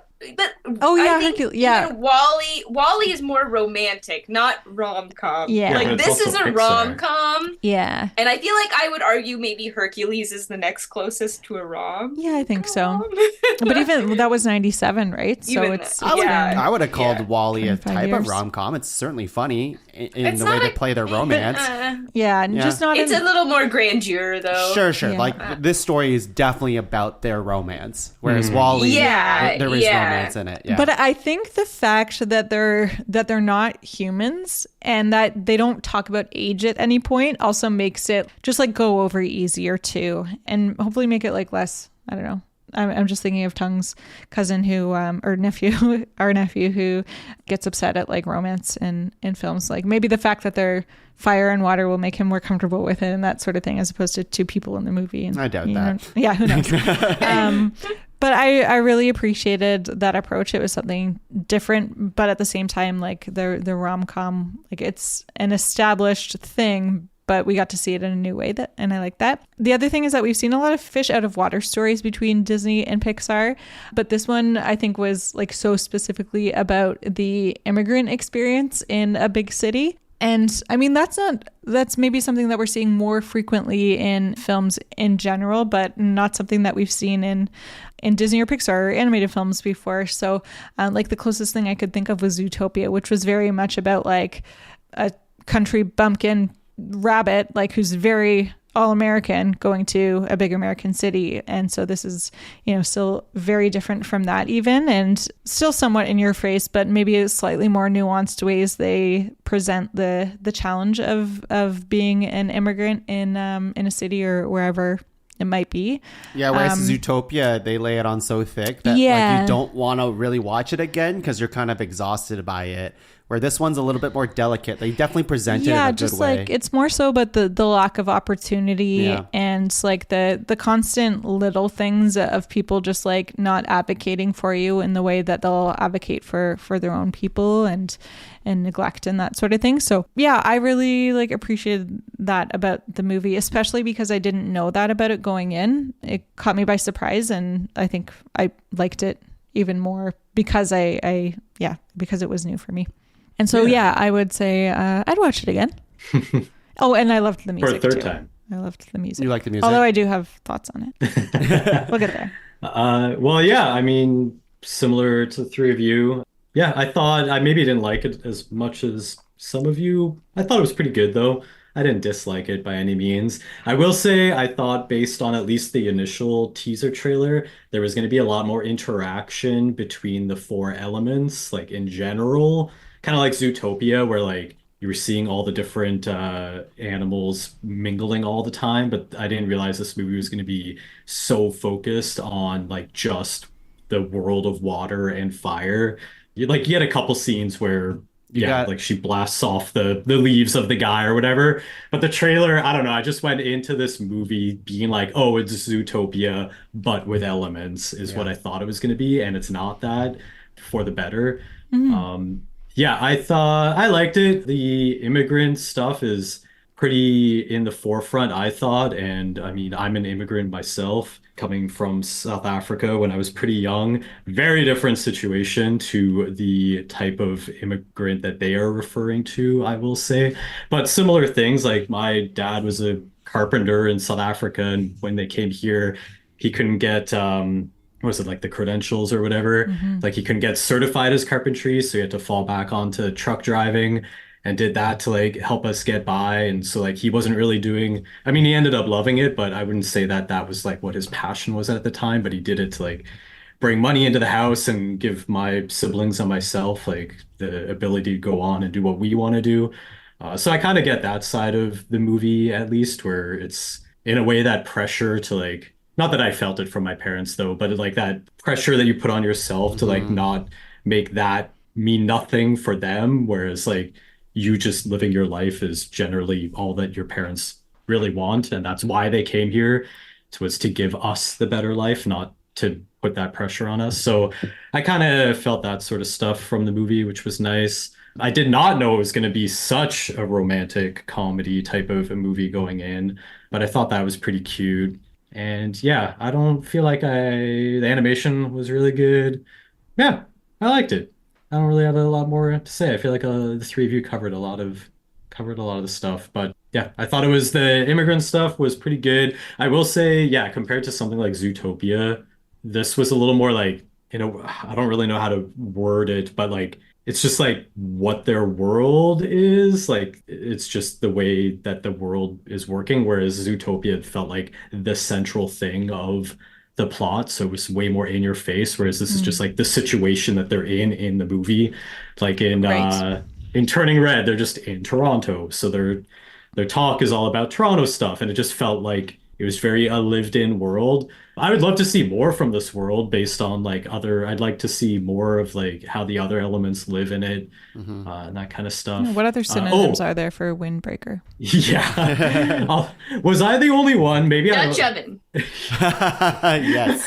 Yes. Was I the only one that at least a few times thought, and then the Fire Nation attacked during watching this movie? I thought of it. Laura would not understand what that means.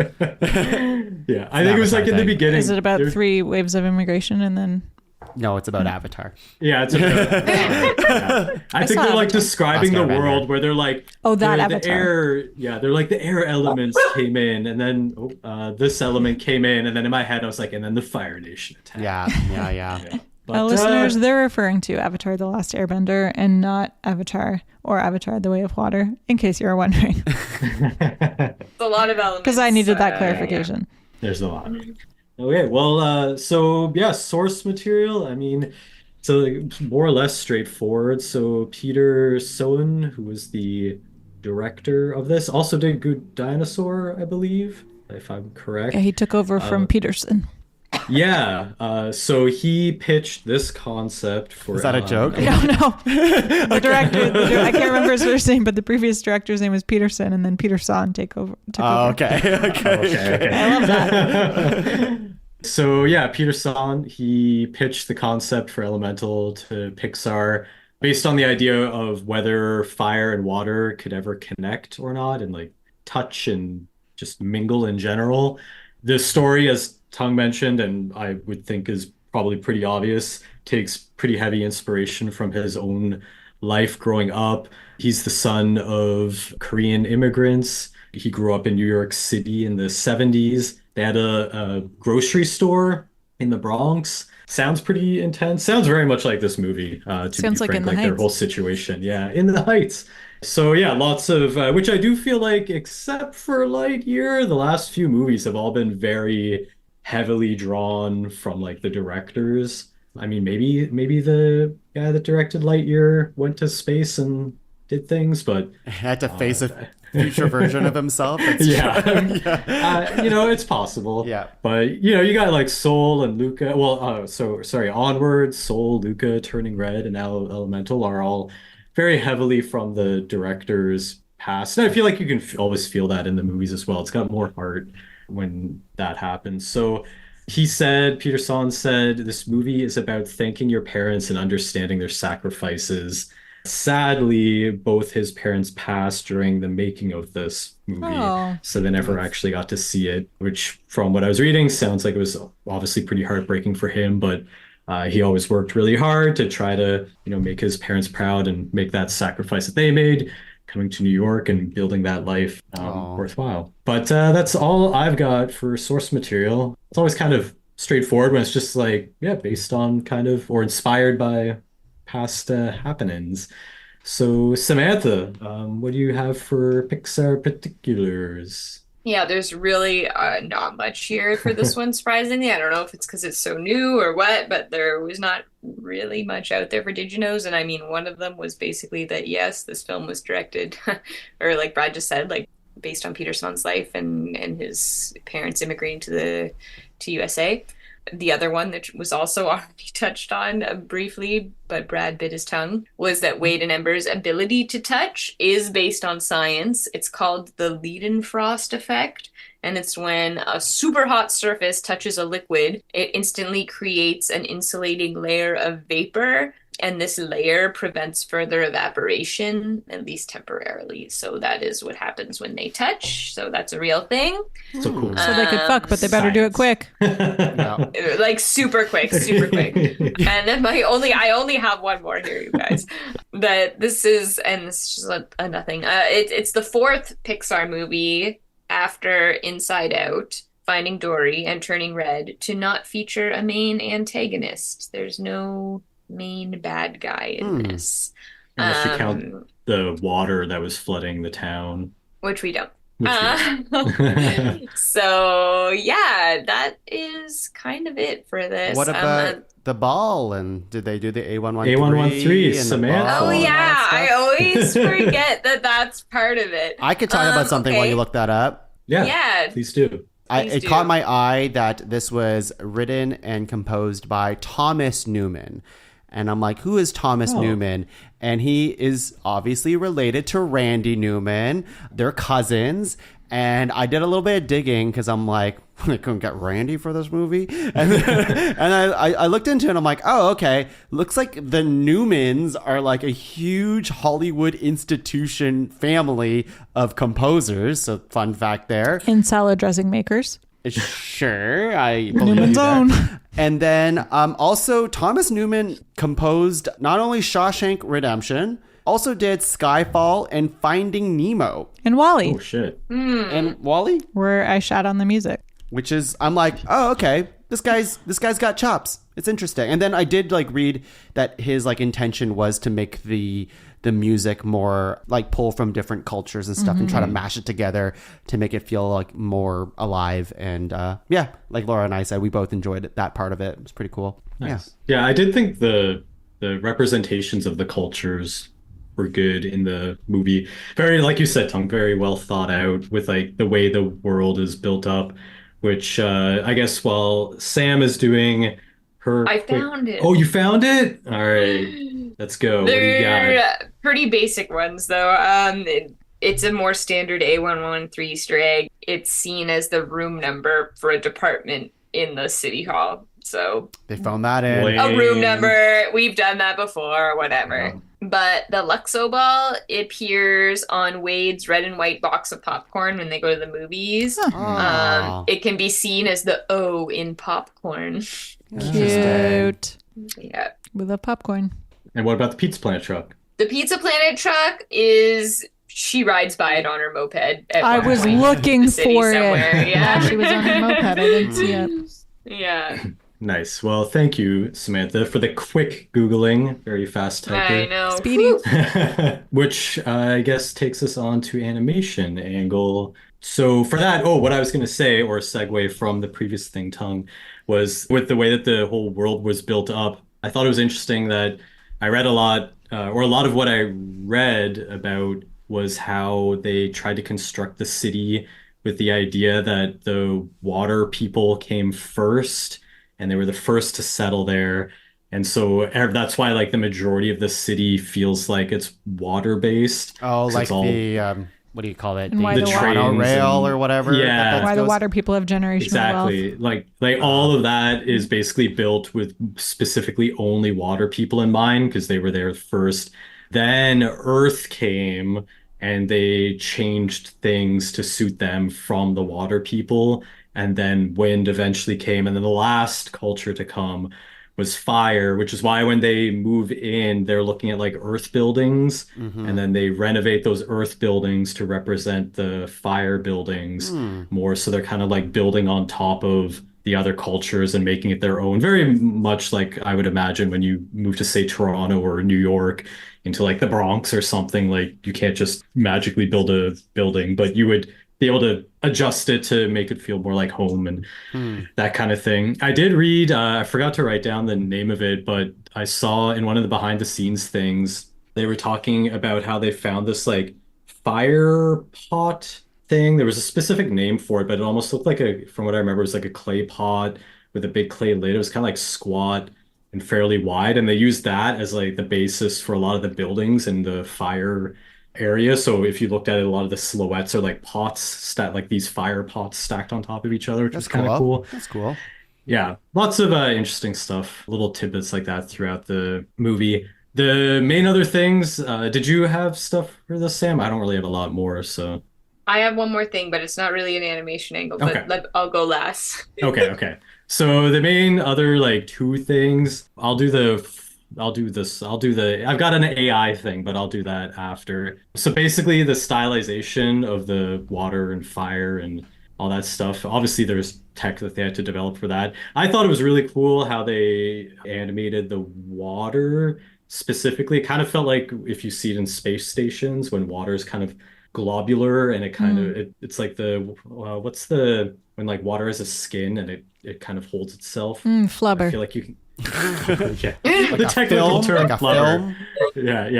It's like Hydrogen when you fill up bonding? a glass and the water's like above the rim of the glass. I can't think of the word. Hydrogen bonding. I just said film, but I'm not No, sure. that's not it. I know. But I liked that the water felt kind of like flubber, where it was like sort of pulling apart but bringing itself back, and I thought that was really well done. And then the fire, they did talk about how they specifically had to stylize it because if they made it too realistic, then it took away from the character and it was too distracting. So they had to like make it more of a stylized fire. I They thought had the to- fire looked like Yeah, the fire looked people good. looked cool. I thought like It looked very cool. Yeah. I liked how the like her arms or really any of them, like her dad, when her dad laughs, he gets really big. Like Yeah. yeah, it's like there's air going into the fire and it's like bellowing like the fire itself is. So there's a lot of cool stuff she like does a that. thing when she's trying to grab Wade's notebook early on in the movie when she's like reaching for it that I thought was really cool. It's hard to explain, but it basically her arms get very, very long and very thin as well like to wispy. like wispy to grab at the notebook. It was very fiery. So yeah, that was cool. Yeah, it's like you're kind of taking the fire and then stretching Stretching it out it, in a yeah, way. yeah, exactly. It's hard to describe, but yeah, and there obviously, I think you mentioned it as well, Tung. There's a lot of just unique fire and water stuff, like their initial standoff when Wade's trying to get into the building and she like becomes just like a wall of fire and yeah, just lots of cool tech Even stuff when like as usual. the beginning, like before the blimp, like just seconds before the blimp, how the water people like get off of, I think it's like a submarine or something, like they all like pour out the windows and they all like kind of just puddle onto the ground and then they just form back up Reform, into human or into their like water forms. Just yeah, it's neat. Yeah, so lots of cool animation, tech stuff and everything. Yeah, and then I don't really have much on this AI thing because I couldn't really find a ton about it and I didn't really understand what I did read. But my general, probably wrong understanding is that they've already been using it, but this was the first time I had read about it. And I guess they've been using AI for the rendering process. And they talked a lot about how their application RenderMan would like quote unquote paint the frames. I don't know what they mean by that, but it's kind of like they paint the frames, and so they could use AI to speed up that process and like help kind of get those in between frames a lot faster and easier. So kind of it frees up the creative process and it gets their renders done faster or stuff like that. They specifically said it was different from what's that big image generation AI model that's out right now? I can't remember the name of it. But they like no, they were like it's very different from that. Like that has they're claiming that this has like more of an artistic intent behind it, but they still need to like feed the AI the scene so it can be trained. And it was kind of interesting, but I was like, this is all way over my head. So, but it sounded like they were gonna be like implementing it more and more moving forward. So maybe for Inside Out 2, I'll have more information on that and how they're implementing AI because I'm very interested in that and how the artistic community is gonna use AI in a positive way, hopefully. In a positive way, which yes, I think and not like let it take over all things of our like jobs. Pixar, you would hope that they would have things in place in 2024. Because the discussions have already like started, obviously. So Yeah, Copilot gives you too many fingers on a hand. what is that? Is that just like It's a Microsoft product. oh, It generates images based on your inputs. interesting? Sounds It's how I bad. make party invites. Sounds bad. Sam, I'm so sorry, you everyone. said you had Yeah. something extra? I do. There was just one more thing that I don't even know where this belongs, but I remembered it as we were talking about. I don't know what made me spark my memory of this, but maybe we can share the link when this episode goes up. But I don't know if any of you saw this, but I remember when the movie first came out, or no, I don't even think the movie was out yet, but there was this clip circulating the Circulating? internet. You got there. There we go. And it's a clip of presumably Wade. It's like a water guy, and he's just like talking about the word moist and how he actually likes the word moist. And it's like this really weird, dumb clip, but everyone like thought it was like the actual movie, and everyone's like, this movie looks so fucking dumb, like blah blah blah. But then like people had to be like, guys, this isn't like the actual movie, and it's like props to whoever made this because like people were buying it because it's just like this 3/4 like kind of well animated looking Wade-esque character talking about the word moist, but like so many people bought it and were like, this sucks. It's just like, oh my god, have some sort of media literacy, people. But anyways, I thought of that and I thought it was really funny. Nice. Cool. So, okay, that is going to take us into 5-star, 1-star, which I'll start with the 5-star. I'm going to kind of take a little section out of this one because it's kind of long. This one's from Savvy Fox. Pretty cool name. So this movie is absolutely heartwarming. It didn't deserve the hate it got. Please give it a chance. And then they list off 5 things that are great about this movie. So number 1, it touches on important topics such as interracial relationships, different cultures, microaggressions, immigration, normalizing men being open with their emotions, being open with emotions in general, but the fact that the guy was the empathetic, emotional water character helps push away the boys don't cry thing. Then number 2, it's also the first and only Disney Pixar film where the romance characters both audibly say I love you to each other. I didn't fact check that. Number 3, the characters are very diverse and interesting. They express emotions differently and have vastly different cultures, traditions, food, clothes, agriculture, sports, and humor. Number 4, the way the elements are animated is beautiful, especially water. Number 5, Ember and Wade have vastly different, strong personalities, and the contrast between them is what makes the relationship dynamic very entertaining to watch. They balance each other out perfectly.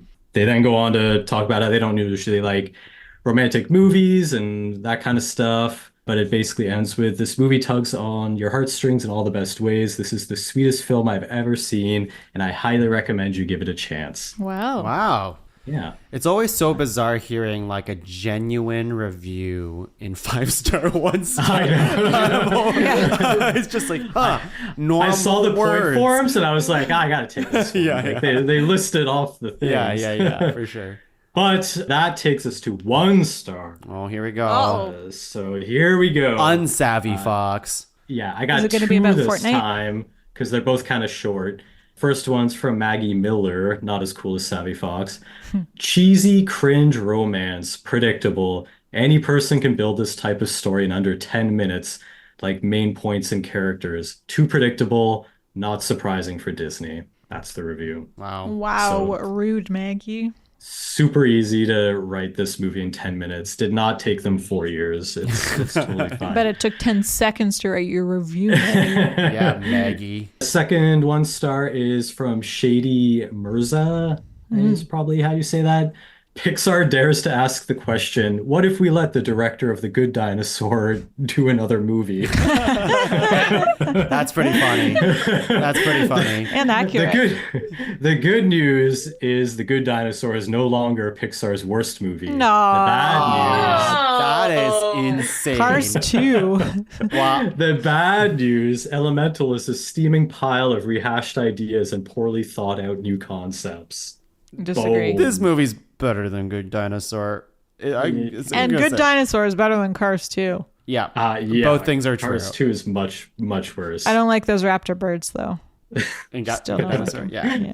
Yeah, but the whole the dares task that was a good one. I'll give them It's that. funny. at It's least. funny. Yeah, yeah. That was fun. There was no could've been a hot make your take. mark on the silo stupid thing. Like in, yeah. Gotta make your mark. So stupid. Yeah.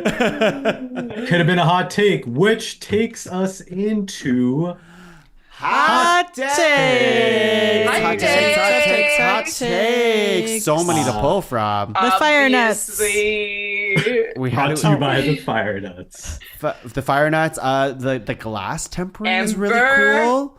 Like when Yeah. she's fucking making the Vivisteria is pretty rad. Anytime she does glass tempering, it's cool. Amber and Wade sizzling touch. Oh, Yeah. the 3 kisses at the end. Yeah. There you go. There you go. Hot takes. No, brought the to you by same the kiss 3 kisses. times. It was hot. It was hot. All right, let's start with Laura. Yeah, my cousin has a daughter named Ember, and she has a cousin named Emmy, and a cousin named Emily, and a cousin named Emmett. Oh. There's a lot of M's in my Okay. family. Yeah, wow. Yeah, There's a lot of M's in my family, and they start with Ember. Just want everyone to know. Tongue. I have quite a few that I wrote down. Oh. Earth is just completely shafted in this movie, right? Like, No, there's Yeah. Claude no, but like they really don't and get. Fern Grouchwood. I know, but like everyone else gets like a cool technical showpiece of how the elements are kind of like they work in this city and like how neat it can be and like show off the Pixar technology. And then Fern sits at his table or like putting like letters up a tube. Yeah, they're the And, Hufflepuffs. yeah, and like they're like picking like fruit off of each other is the only other big thing. Yeah, Anyways, trees are weird. yeah, I'm That's what I hoping got. we can get more Earth stuff, maybe in a sequel or a TV show. Who knows? That'd be cool. Samantha, you got anything? Nothing Nada. this time. So yeah, speaking of Fern Grouchwood, he basically just seemed like the sloth guy from Zootopia. to Yeah, I me. was thinking that too. Yeah, He even spoke in the same super slow Haven't we drawn seen out another thing. character like that as well? I feel like design or yeah, like the sloth type. I feel like this is the third in a set. I can't remember the second though. It'll come to me later. I'm sure I guess you're the right. joke. Yeah, I don't know. It didn't help that early on in the movie for me to not equate this movie with just another Zootopia. When like that guy came up, I'm like, here we go, another sloth guy. But Laura, what else you got? If we lived in Element City, Sam would be a water person. Drip, drip, drip. drip, drip, drip, there goes the baby. Wow. That's what they say. I actually had a Sam one too. That's funny. Sorry, Sam. Well, actually, I was just thinking that Sam and Brad should play the crying game for their wedding. Oh God. It wouldn't last very long. It's barely a game. We could make them do it. No, it's Oh not. my god. But we could. We are the MCs. We could do that. It's true. I don't think we really spoke about did we skip over when Ember goes to see the Vivistera plant? In the water? No, we mentioned it. Okay. So that bubble thing is like a hell no. I'm not getting in that bubble. Like, Because there's she is no membrane. Well, but it's like literally, it's not like a made of metal or it's like literally just a bubble. It's an air Exactly. bubble. Have you Yeah, ever but played like video games? You know, like Sonic the Hedgehog when he has to touch a bubble to get air back? It's exactly like Yeah, that. but if Or it Donkey pops, Kong. she dies. Or Donkey Kong. But yeah, Sonic's not made of fire. We've Yeah. seen throughout the movie, she gets a little splash and like half her face is gone. This is like instant death for her. Is there something that you ever wanted to see so bad you'd risk your life for? That's what Ember's No. All right. Well, there you go. That was I was just like, this is insane. That's like this permadeath. But Yep. Laura, what else you got? Go check out the Under the Bridge sexy walk scene, everyone. It's great. It was cool. It was cool. It's a great shot. The city workers not fixing a giant hole that can destroy a whole town seems really on brand for city workers and how fast they do their jobs. Yeah. Fair. That kind of leads into Like, it's I don't so think it's big. like It's so big. it's huge. Like, they're not gonna fix that? Are you kidding me? Yeah. And that leads in, it's not really like a hot take, but I did have a thing exactly about that like wall that's broken because it looks like it was blown, like blasted open. So when they first got there, I was like, ooh, it's gonna like turn out that somebody's like doesn't like the fire people, so they like broke this Zootopia. wall. And yeah, and I was still on the Zootopia thing where I was like, it's like a murder mystery now. But no, that wasn't it. But that's what I thought that they were alluding to. Laura, you got more? I have a two-parter. Part one, this movie is a great reminder of why we don't need movie stars in voice acting roles. With the exception of Catherine O'Hara, I didn't recognize anyone else in the cast, and I thought they were all fabulous. Especially the actress who played Ember. I want to say Leah Lewis, I think her name was. I had to look her up. I had to look her up too, and like one of the first Google images that Leah show up Lewis. is her like just jacked. Nice. Like just jacked. Really? Yeah, like it's just like her posing at the gym or something. It's like a mirror selfie, and she just has like abs for days, and I'm like, wow. Okay, Love that. Ember. Love that for a voice actor. Yeah. That's good stuff. And my second part of that is that even though the music in this movie fucks, I think like seeing how they're able to make an amazing movie without using any like movie stars, they probably could have brought in like a non-big name composer for it. And like I said, I love the music, but one of the things that I read about it was that they were trying to establish like all these different cultures by bringing in like Chinese and Indian instruments. And I'm like, well, maybe they could have brought in someone who like knows those instruments and knows those cultures, that sort of thing. And just like another missed opportunity. Not for, another Newman. For Pixar. Yeah, there's so much Newman. With their stranglehold on the all street. over. You've got an Pixar, yeah. element in I wonder how many me. cases of salad dressing they had to ship to get that for him. Anyways, yeah, that was my two-parter. Great. I have, let me see. What does a firewater baby look like? Where does a firewater baby come what do- from? Or frankly, any of these babies come from? Yeah, I was like, okay, well, they're clearly going to do it. How does that Yeah. work? I don't need to see it. With a but- thin vapor barrier. It's like, oh, anyways, just interesting. That's Yeah. all. I know their body chemistry has changed ever since they touched and stuff. So Ooh, shiver clearly me they can make it timbers. work, but I don't know. Interesting. Well, my goodness. Yeah. something to think about. I know. I was just like zoning off trying to imagine, but I only have one more. I don't know how much. I'm just gonna throw it out there. So this is a better movie about elements than the original Avatar movie, like Like- the M. Night Shyamalan. Oh, okay. I see. That movie sucks. Yeah. Yeah. What's This that movie? It's just Avatar? it's the last Airbender, but it's when M. Night Yeah. Shyamalan did it. Live and- action? Yeah, it was really Yeah, bad. live action. Yeah. This is definitely a better movie than elements to elements. This one's Not sure if better. it's a hot take. That's pretty easy to. It's a cool take. Well, that was my last one. So you guys can back and forth How many you got? with what you got left. I just have one left. Okay. It's a hot question. Okay. And it's for Sam. Nope. Uh-oh. Sam, do you think Peter Sohn created the big bow so that he could give it to his parents? What? A big bow? The big bow. The big Yeah, the bow. big bow the big that bow she at the does end of at the the end. movie. Oh.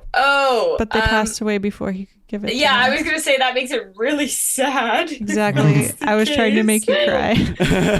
That's why it's for you. Oh, well, probably. I mean, Maybe. I would assume so. That's really sad. It's hard because when you say big bow, I immediately think of like BAO. Yeah. That's what I thought. That's why I was like, was there a big bow It's in like, this film? Yeah. The There was a big bow and the short bow. The sequel to the short bow is Big Bow. Yeah, I was definitely hearing bow the food. yeah. Oh, that didn't have probably. that didn't land as I had hoped. Well, it's kind of like to go off of that though. It's like it's every child wants to find a way to thank their parent in some way. You know, like. Yeah, like getting them a grand dog. Yeah, sure. And also like in Turning Red, it's just like it's something I thought about where we talked about like the most positive way. I don't know how to describe this. We say it in Turning Red, but though, like how the immigrant parents are able to communicate exactly how they are feeling, and they're like, no, it's okay. When the very sweet moment of saying like, oh, it was never about the shop, it was about you. Very sweet. You were our dream. The parents would never actually say that. We would want them to say that. No, these are fantasy. I've read about this before, where it's like now that like millennials and like this generation is getting to be in charge of making movies, we are making our own fantasies, and these fantasies are our parents acknowledging the shit they do. They are not real. This doesn't happen. No, but hopefully the next generation learns from these types of movies, right? That wasn't any of my takes. Something I was thinking about during the movie, though.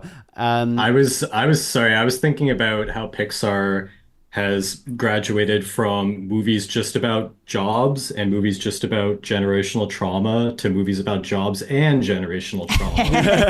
Yeah, there you go. Yeah. All right, I'm going to rapid fire just a bunch of random thoughts. They carry a blue flame with them, but they are fire. Is that like carrying around human ashes as humans? It's just kind of weird. You know, I don't know. It's just weird. But a blue flame is the start of a fire. So what is the equivalent? It's like a hunk Stem of cells. flesh. Stem cells are just carrying a hunk of flesh around. Hunk of flesh. I think of perhaps I was too harsh on you, the Thanos meme that I think about that for this movie. Sam knows. How many element names could there possibly be when, Yeah, I was thinking about Gale this. is the wind one. Okay, great. We have and then you have like Cinder and Ember, and you're like, okay, but there's like a bunch of fire people around. There's only so many different ways to say fire. Anyway, Asha. sure, yeah. Name 500 more, and we might. Yeah, you'd have to go into like Gale Junior. Anyways, my last hot take is my pitch for Elemental 2. Now it's not going to be a big thing, but hear me out. Elemental 2, we have fire, we have wind, we have water, we have earth, but we are missing one element. And as we know, it's Elsa. It's Elsa. She's the fifth element. We know it. Frozen 2 taught us that she's the other it's element. true. So anyway, she's coming. Yeah. Nice. Yeah. Thank you. Awesome. Well, is that it? And That's it. That's nobody's it. got anything else? Amazing. Thank you for all those hot takes. I feel like it wasn't as fiery of a hot take around this episode. Sometimes there's some real heated ones. Yeah. Great. Well, Hopefully everybody can join us next time when we will be talking about a movie that's not even out yet, which is crazy. For us right now, when people us right listen, now. I think when the next episode releases, it'll be like Yeah. no time has passed at all because it'll just work out. But for us right How now, does time even work? Yeah. I don't know. yeah, we have not seen the It movie. doesn't. It We've does. all seen Loki. So we will be talking at that point about their 28th movie, Inside Out 2. Back to our feelings Yeah, once Electric again. Boogaloo. 2 inside, 2 out. Yeah. Oh, I like that. It should have done that. Great. Well, Sam and Laura, until next time, would you like to sing us out?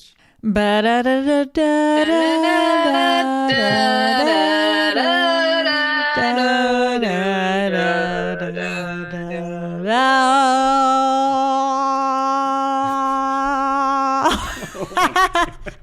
That was like the most professional sing out you two have done in like 20 episodes. I have to say, Zoom just noticed that we were singing. So Yeah, it just said playing music? Question mark? Yeah.